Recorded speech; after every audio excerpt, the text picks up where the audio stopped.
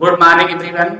This is Monu sir from Swami Vivekanand Inter College, Gagargad, Dhanda, Kabir Nagar. Dear students, as we have read syntax part 1 and part 2, and today we are to read syntax part 3, which is very important for your board examination. And all the questions of this video lecture have been taken from your board and solved. प्रिय विद्यार्थियों, इस video lecture में आपका board examination से लिए गए अति महत्वपूर्ण क्वेश्चन हैं और इसमें जो भी क्वेश्चंस हैं वो आपके नॉलेज के लिए और आप कोई भी एग्जाम की तैयारी करेंगे उसमें बहुत महत्वपूर्ण भूमिका निभाएंगे, इसलिए आप लोग इसको ध्यान से देखेंगे। चलिए हम लोग शुरू करते हैं बिना देर किए हुए अपने क्वेश्चन को। There is no place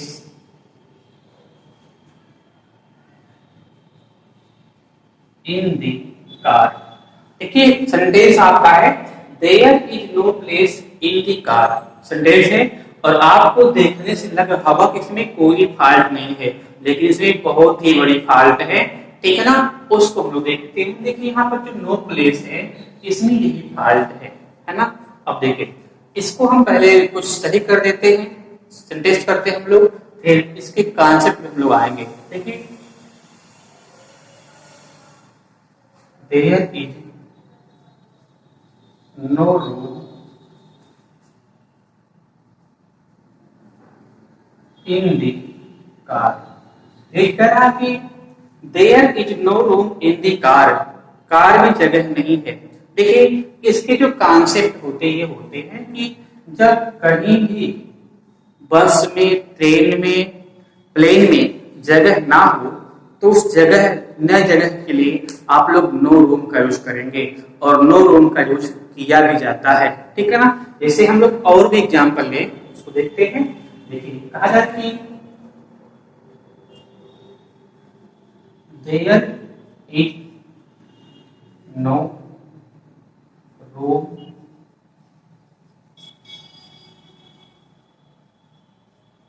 in the bus. देखिए क्या बस में जगह नहीं है, means there is no room in the bus. तो जगह नहीं मतलब क्या, आपने नो रूम का यूज किया और ये क्या है, नो प्लेस यूज करना क्या होगा, गलत हो जाएगा, ठीक है। हम लोग और भी एग्जांपल देखते हैं। देखिए मान लीजिए प्लेन में जगह ना हो तो क्या यूज करेंगे वहां पर, वहां आप ऐसे करेंगे there is no room in the plane. हो गया। मान लीजिए ट्रेन में क्या है, ट्रेन में जगह ना हो तो क्या करेंगे, वहां भी आप क्या नो रूम यूज करेंगे। उसको हम लोग देखते हैं एग्जांपल के माध्यम से। There is no room in the train. I hope ये कॉन्सेप्ट आपको समझ में आया होगा कि नो प्लेस नहीं बल्कि नो रूम का यूज किया जाता है। अब हम लोग आगे बढ़ते हैं।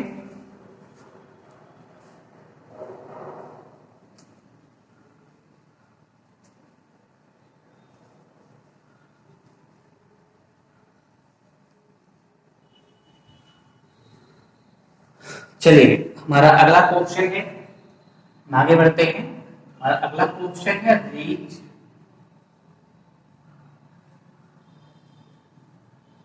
should not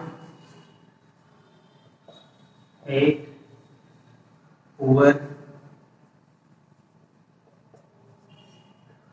are their poverty। लिखा है reach should not hate poor for their poverty। देखिए यहाँ पर ये एडजेक्टिव ये भी है और एडजेक्टिव ये भी है। इसके हम पहले कॉन्सेप्ट पे आते हैं और फिर इस सेंटेंस को सही करेंगे। देखिए कभी भी जो एडजेक्टिव होता है वो सब्जेक्ट नहीं बन सकता है और बनता भी नहीं है ना। तो पहले हम इसकी हिंदी को लिखते हैं तो देखते हैं कॉन्सेप्ट के लिए। देखिए रीच मीन्स क्या होता है, रीच मीन्स होता है धनी और पुअर मीन्स क्या होता है, गरीब। देखिए रिच मीन्स क्या होता है, धनी, और पुअर मीन्स क्या होता है, गरीब। ये एडजेक्टिव है। चलिए हम लोग इसके कॉन्सेप्ट पे आते हैं, उसको देखते हैं कॉन्सेप्ट को। देखिए कॉन्सेप्ट ये होता है कि दी प्लस एडजेक्टिव, दी प्लस एडजेक्टिव यूज करेंगे तो जो हमारा अगला प्रोडक्ट बनता है ये होता है plural common noun. Plural common noun होता है, क्या होता है, प्लूरल कॉमन नाउन होता है। देखिए यहां पर हमने दी को लिखा और प्लस रीच को लिखा, दी रीच है ना, दी प्लस रीच लिखा हमने। और देखिए जो अगला प्रोडक्ट आपका बनेगा वो क्या हो जाएगा, दी रीच। क्या हो गया, दी रीच हो गया। और इस दी रीच का मतलब हो गया, मीन्स होता है धनी लोग। क्या हो गया, धनी लोग। अब आप कॉन्सेप्ट को समझ गए होंगे और हम इसको भी देखते हैं। दी प्लस पुअर, आप देखेंगे क्या हो जाएगा, ये आपका हो जाएगा दी पुअर। देखिए दी पुअर हो गया, एंड दी पुअर मीन्स गरीब लोग। क्या हो गया यहाँ पे, गरीब लोग। अब देखिए अगर ये कॉन्सेप्ट एक रहा कि किसी भी जो एडजेक्टिव होते हैं, कुछ एडजेक्टिव ऐसे होते हैं जिसके पहले आप दी और प्लस उस एडजेक्टिव का यूज लगा देंगे, यूज करेंगे, तो जो अगला प्रोडक्ट बनता है वो प्लूरल कॉमन नाउन का बनता है। अब देखिए जो यह रीच आपका था वह प्लूरल कॉमन नाउन हुआ नहीं हुआ, तो इसको अब सही करेंगे आप। दी रीच मीन्स धनी लोगों को, शुड नॉट हेट, और दी पुअर, दी पुअर, ठीक है ना। The rich should not hate the poor, यानी अमीर लोगों को गरीब लोगों पर, गरीब लोगों का मजाक नहीं बनाना चाहिए। For their poverty, for their poverty. अब ये सेंटेंस क्या हुआ, ये सेंटेंस सही हो गया। मीन्स अगर रिच के पहले आप दी लगा देंगे और पुअर के पहले आप दी लगा देंगे तो यह प्लूरल कॉमन नाउन बन जाते हैं, है ना। और ये इसका कॉन्सेप्ट था। आई होप ये आपको समझ में आया होगा। ठीक है, हम लोग आगे बढ़ते हैं।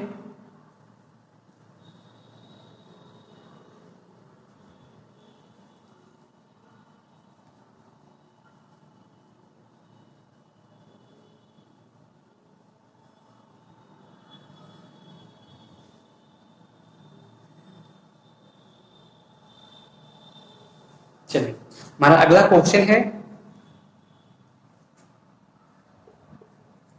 he gave alms to the beggar। ये हो गया। इस सेंटेंस को सही करना है। देखिए यहाँ पे सामान से क्या है, यहाँ पर फॉल्ट है, इसको हम लोग करेक्ट करते हैं, देखते हैं क्या है। he gave alms, देखिए यहाँ पे इस आर्म्स में जो है यल क्या होता है, साइलेंट होता है। क्या होता है, यल साइलेंट होता है। he gave alms to the beggar, to the beggar। इसका कॉन्सेप्ट मीन्स ये आम नहीं होगा बल्कि आर्म्स होता है। क्या जो फैक्ट हमारे होते हैं कि अब यहाँ पर नोट करके थोड़ा सा आप लोग देख लेंगे, नोट करके आर्म आर्म्स यहां लिख सकते हैं आप कि इट इज आर्म्स, बस ये क्या है, आर्म्स, इट इज आर्म्स, ठीक है ना। ये एल लिखा है लेकिन एल एमएस होता है, आर्म्स होता है, ठीक है ना। और एक बात और भी है, एंड रिगार्डिंग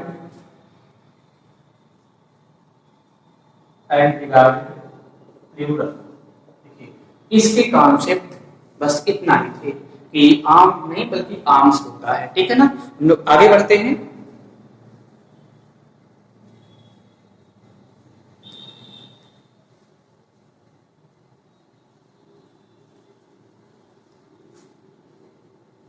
देखिए हमारा अगला क्वेश्चन है कि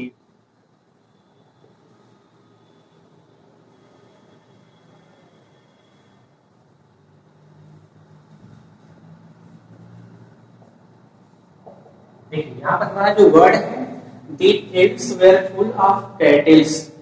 देखिए यहाँ तक तो कोई दिक्कत नहीं, लेकिन यहाँ दिक्कत है। क्या दिक्कत है? कैटल्स में दिक्कत है। हमने आपको बताया भी था उधर कि जो हमारा कैटल होता है, कैटल एक ऐसा वर्ड होता है जो प्लूरल होता है। क्या होता है? वह प्लूरल नंबर का सब्जेक्ट होता है या ऑब्जेक्ट होता है या वर्ड होता है। तो यहाँ पर फॉल्ट है, कैटल में आप यस को नहीं ऐड करेंगे, तो इसको हम सही करते हैं। दी fields were full of cattle। देखिए the fields were full of cattle तो सही हो गया। इसमें आपको थोड़े से जो इसके पीछे कॉन्सेप्ट होते हैं वो भी नोट कर लीजिएगा कि हमारे कुछ वर्ड होते हैं। कौन कौन से वर्ड होते हैं? जैसे कैटल है ना, poultry,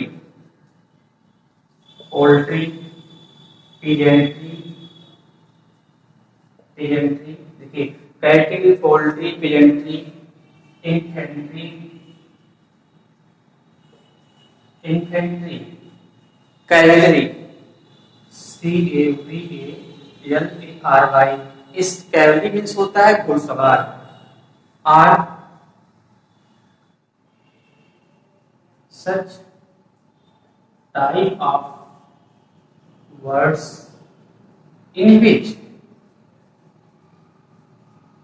yes or yes is not used।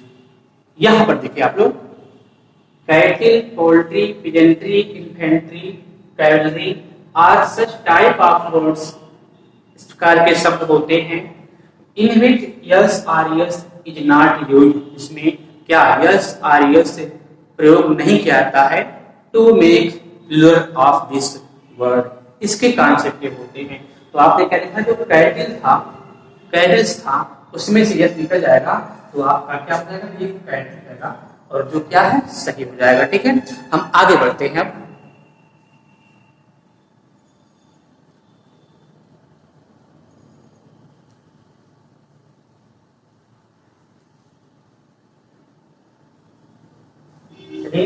हमारा अगला क्वेश्चन है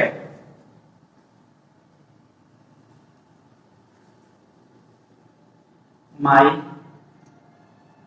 पेंस नीड इज ब्रोकन। देखिए हमारा ये सेंटेंस क्या है कि माई पेंस नीड इज ब्रोकन। पहले हम इसके कॉन्सेप्ट को समझते हैं, इसका कॉन्सेप्ट क्या होता है। देखिए इसके पूरे जो कॉन्सेप्ट होते हैं उसको हम लोग देखते हैं। इसमें क्या होता है, देखिए ये होता है हमारा एपॉस्ट्रॉफी होता है। क्या होता है? एपॉस्ट्रॉफी होता है। तो आप लिख सकते हैं यहाँ पे apostrophe is not used with non living things. यहां देखिए आप लोग करा कि apostrophe, apostrophe is not used with non living things. Apostrophe का प्रयोग नॉन लिविंग के साथ नहीं करते हैं। फिर हमारा नॉन लिविंग होता है। अब देखिए एपॉस्ट्रॉफी के अर्थ क्या होते हैं। जो एपॉस्ट्रॉफी होता है, एपॉस्ट्रॉफी यस होता है, उसके अर्थ क्या होते हैं? उसके अर्थ होते हैं का, की।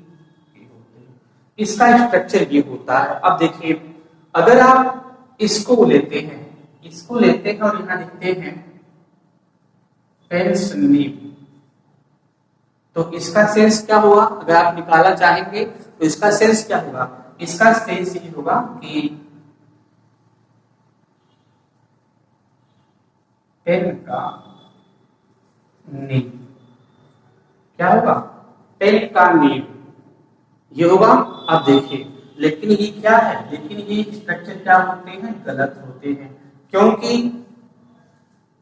नॉन लिविंग के साथ एपॉस्ट्रॉफी का यूज नहीं होता है। तो फिर क्या यूज होता है, देखिए नॉन लिविंग के जो स्ट्रक्चर बनते हैं ये बनते हैं कि दी प्लस नाउन प्लस ऑफ और प्लस नाउन, इसका स्ट्रक्चर ये बनता है। अब आपको समझ गए होंगे। देखिए पेन का नीब यानी कलम का नीब आप यहां कर सकते हैं, कलम का नीब, ये हो गया। अब देखिए जब इसको आप बनाते हैं तो इसको ऐसे क्रॉस करते हैं, ठीक है ना। तो देखिए यहां लिखिए दी नीब, नीब, फिर ऑफ आएगा, ऑफ दी पेन। देखिए इसके स्ट्रक्चर इस तरह से होते हैं। और ये क्या होता है, नॉन लिविंग के साथ ये आपका स्ट्रक्चर काम करता है। तो कलम की नीब, तो हम देखें यहाँ पे क्रॉस कर दिए हैं, आप देखें कि दी नीब फिर ऑफ दी पेन। इस सिस्टम से अभी क्या होगा, इसका कॉन्सेप्ट ये था। अब हम लोग इसको यहाँ लाते हैं, तो यहाँ लाएं तो क्या हो जाएगा, the nib of my pen has broken. Is नहीं करेंगे, हमारा जो इज है वो हैज में कन्वर्ट हो जाएगा, और हैज के बाद क्या आता है, V3 आता है, मीन्स ब्रोकन हो गया। देखिए यहाँ पे, तो the nib of my pen has broken means अब ये सेंटेंस क्या हुआ, अब आपका ये सेंटेंस सही हो गया। कोई दिक्कत किसी को है? चलिए आई होप आपको इस समझ में आया होगा। एक बार दोबारा, एपॉस्ट्रॉफी का यूज नॉन लिविंग के साथ नहीं किया जाता है, और नॉन लिविंग के जो स्ट्रक्चर होते हैं वो देखिए यहाँ पर ये होते हैं। ठीक है, हम आगे बढ़ते हैं।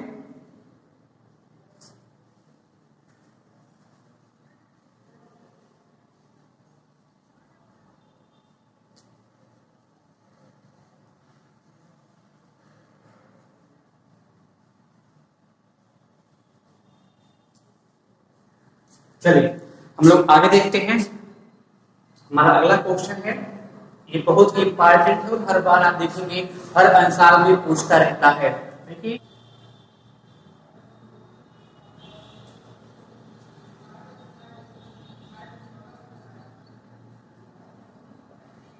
देखिए ये क्वेश्चन है, ऑलवेज स्पीक ट्रूथ। आप जानते हैं जो ट्रूथ वर्ड है, ट्रूथ वर्ड के पहले आर्टिकल हर हमेशा यूज किया जाता है, ठीक है ना। तो अब आप समझ गए होंगे इसमें फॉल्ट कहां पर है, इसको देखते हैं हम लोग। Always speak the truth. अब यहाँ देखिए इसके कॉन्सेप्ट को नोट कर लीजिएगा आप लोग, इसमें कुछ है नहीं, इसके कॉन्सेप्ट को नोट कर लीजिएगा, ठीक है ना। तो इसमें जो कॉन्सेप्ट बनता है, क्या बनता है कि आर्टिकल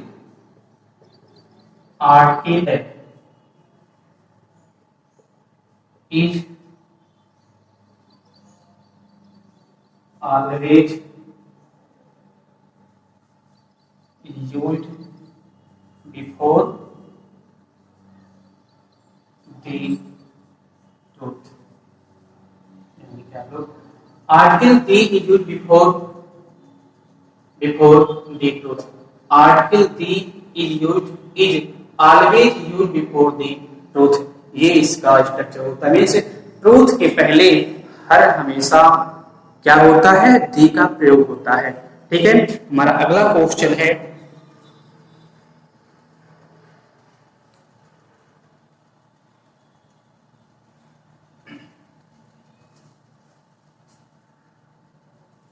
देखिए अगला क्वेश्चन है, 10 ships are grading।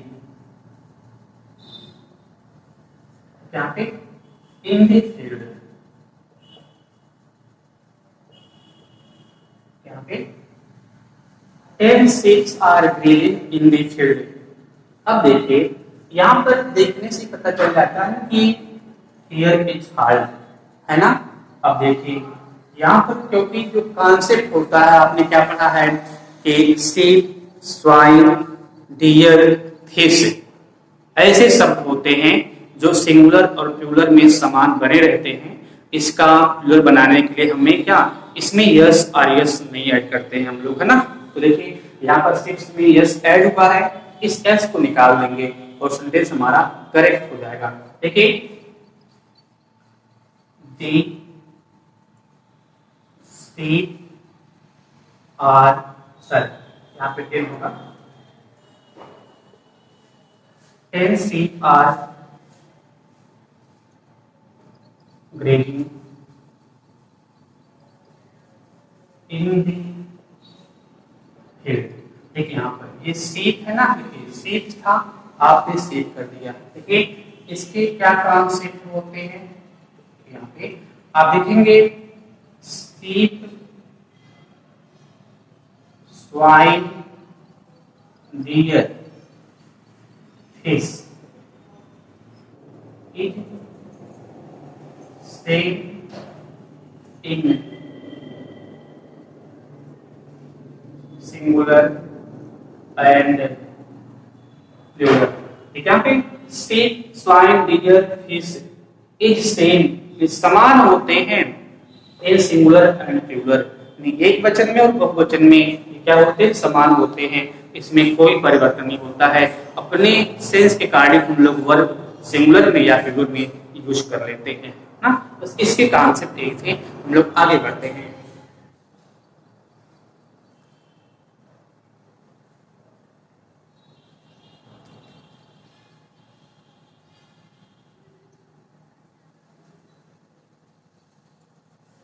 चलिए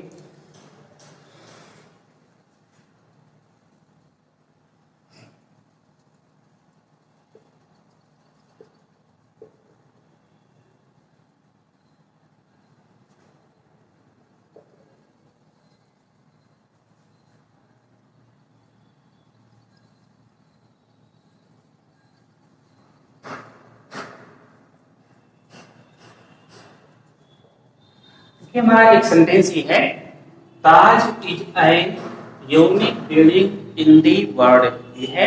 अब देखिए यहाँ पे जो हालत है आपको दिख रहा होगा कि जो ताज है ये क्या है, हिस्टोरिकल बिल्डिंग है और इसके पहले क्या हम दी का आर्टिकल दी का प्रयोग करेंगे, क्या करेंगे, दी का प्रयोग करेंगे। और देखेंगे यहाँ पर जो एन है यहाँ पर हमारा आर्टिकल ये हो जाएगा। क्यों हो जाएगा, देखिए जो हमारे प्रोनाउंसिएशन होते हैं, अगर प्रोनाउंसिएशन हमारे वावल की तरह हो रहे होते हैं तो उसके पहले हम लोग एन लगाते हैं, और अगर हमारे प्रोनाउंसिएशन वावल से नहीं होते हैं यानी कॉन्सोनेंट से होते हैं तो उसके पहले हम लोग ए लगाते हैं। जैसे यहाँ लिखा ना यूनिक, यहाँ पर यूनिक, तो ये क्या है, कॉन्सोनेंट हुआ कि नहीं हुआ, कॉन्सोनेंट हुआ। और जब कॉन्सोनेंट हुआ तो उसके पहले क्या करेंगे, हम लोग ए का यूज करेंगे, है ना। तो सबसे पहले इसको हम बनाते हैं और फिर कॉन्सेप्ट को दिखा देते हैं आपको। देखिए दी ताज, क्योंकि जो हिस्टोरिकल बिल्डिंग होती है, ऐतिहासिक बिल्डिंग होती है या भवन होते हैं, उन सबके पहले आर्टिकल दी का प्रयोग होता है। देखिए तो दी ताज इज ए, अब जहां पर ए था वहां पे ए हो गया, is a unique building, building in the world, it the Taj is a unique building in the world। चलिए इसमें जो कॉन्सेप्ट है उसको नोट कर लीजिए। कॉन्सेप्ट देखिए, article the is used before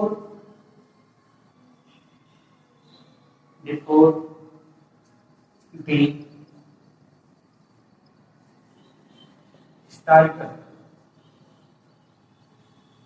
historical and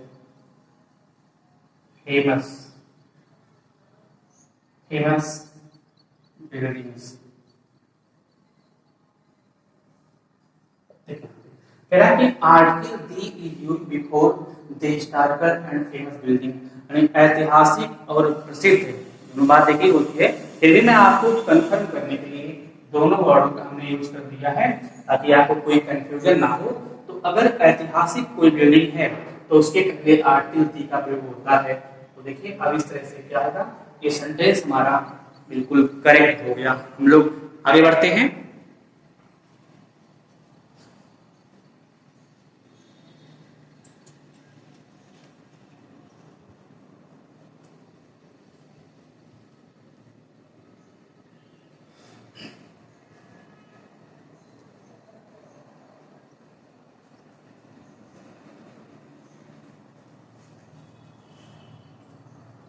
देखिए अभी हम लोगों ने देखा है कि हिस्टोरिकल बिल्डिंग से पहले आर्टिकल दी का प्रयोग होता है।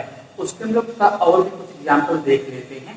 जैसे कहा जाए, देखिए यहाँ पे दी ताजमहल, आपने देखा इसको, फिर क्या लिखा, दी रेड फोर्ट, दी कुतुब मीनार, दी राष्ट्रपति भवन। देखिए यहाँ पर आपने क्या लिखा, दी ताजमहल, दी रेड फोर्ट, दी कुतुब मीनार, दी राष्ट्रपति भवन, है ना। अब देखिए इन सबके क्या है, इन सबके पहले आर्टिकल दी का प्रयोग हुआ है ना। चलिए हम लोग आगे बढ़ते हैं। अब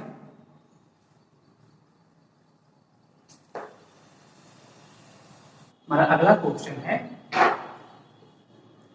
it is a nice poetry. देखिए यहाँ पर देखिए यहाँ पर जो नाइस है ना, इसको कन्वर्ट करेंगे गुड में, और जो पोएट्री है उसको कन्वर्ट करेंगे हम लोग पोयम में, ठीक है ना। देखिए क्यों, देखिए नाइस मीन्स सुंदर होता है, और सुंदर चीजें दिखती, मतलब कोई चीज सुंदर है उसकी सुंदरता दिखती है। लेकिन जो पोयम है, पोयम लिखा होता है ना, वो क्या होता है, पोयम सुंदर नहीं बल्कि अच्छा होता है। क्या होता है, गुड होता है ना। अब सही बात है कि पोएट्री मीन्स क्या होता है, काव्य होता है। क्या होता है, काव्य होता है। यानी पोएट्री के अंदर में तमाम सारे पोयम रिटन होते हैं, है ना। तो अब यहाँ पर ए है तो उसको यानी किसी एक पोयम को इंडिकेट कर रहा है, इसलिए हम क्या करेंगे, यहाँ पर it is a good poem, और आपका क्या हुआ, अब ये हो गया, यानी it is a good poem, यानी यह एक अच्छी कविता है ना। तो ये इसके कॉन्सेप्ट होते हैं, ठीक है ना। हम लोग आगे बढ़ते हैं।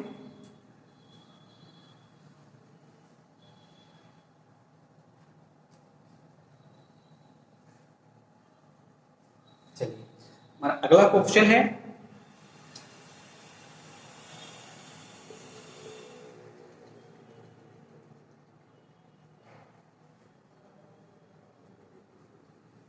देखिए हिज हेयर्स आर ग्रे, है ना।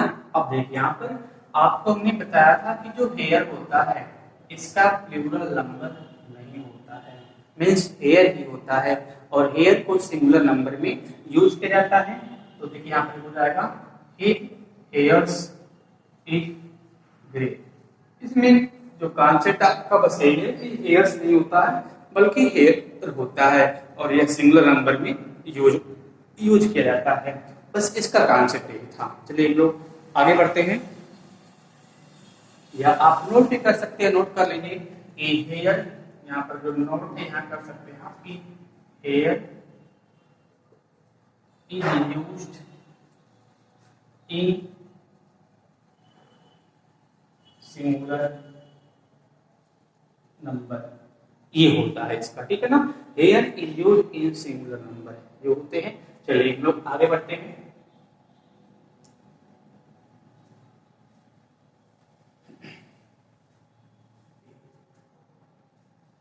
माई ट्राउजर आर डर्टी। देखिए कुछ वर्ड ऐसे होते हैं जो जिनका सिंगुलर नंबर होता ही नहीं है, और वो हमेशा क्या होते हैं, प्लूरल नंबर में ही यूज होते हैं, है ना। और उनके साथ जो वर्ब आए वो क्या आते हैं, प्लूरल नंबर की वर्ब ही आती है ना। देखिए यहाँ पे जो ट्राउजर है ये क्या हो जाएगा, ट्राउजर्स हो जाएगा, और यहाँ पे माय ट्राउजर्स आर